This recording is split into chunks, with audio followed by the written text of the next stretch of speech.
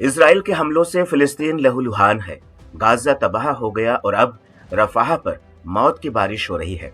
कुछ ही दिन पहले इजराइल ने अपने 2 बंधुकों को छुड़ाने के लिए 100 फिलिस्तीनियों को रफाह में मारने में देर नहीं की। जाहिर सी बात है कि हमास के हमले के बहाने अब इजराइल आउट ऑफ कंट्रोल हो चुका है। 7 अक्टूबर के दिन हमास के हमले के बाद से इजराइल ने जिस बेतरतीब तरीके से गाजा पर मौत बरसाई है, उसने बेगुनाहों को अस्पताल से लेकर कब्रिस्तान तक मौत दी है। अब इजराइल ने अपने हमलों का नया ठिकाना वो रफाह शहर बनाया है, जहां गाजा से बर्बाद होकर भागे लोग शरण लेने को मजबूर हैं, लेकिन इजराइल का दिल नहीं पसीज रहा है। इजराइल के हमले जारी हैं। यही वजह है कि अब दुनिया के बड़े देश के बड़े नेता भी इजरायली हमलों की बर्बरता पर सवाल उठाना शुरू कर चुके हैं। एक चुप्पी टूटी है और वर्ल्ड लीडर्स इजराइल से कह रहे हैं कि वो अब हमले बंद करे। गाजा के दक्षिणी शहर रफाह में 14 लाख फिलिस्तीनी शरण लिए हुए हैं।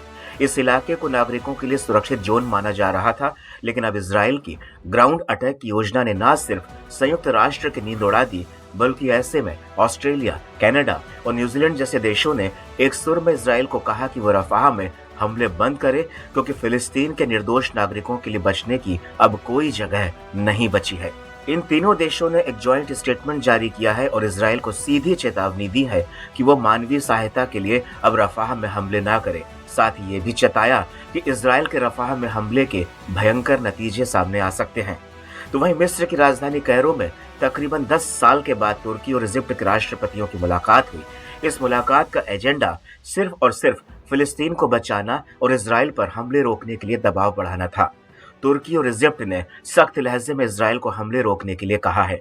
दरअसल इजराइल के रफाह हमले पर वो लोग मारे जाएंगे जो पहले से ही जंग में तबाह और बर्बाद होकर गाजा में अपना घर-बार, नाते रिश्तेदार छोड़कर पहुंचे हैं।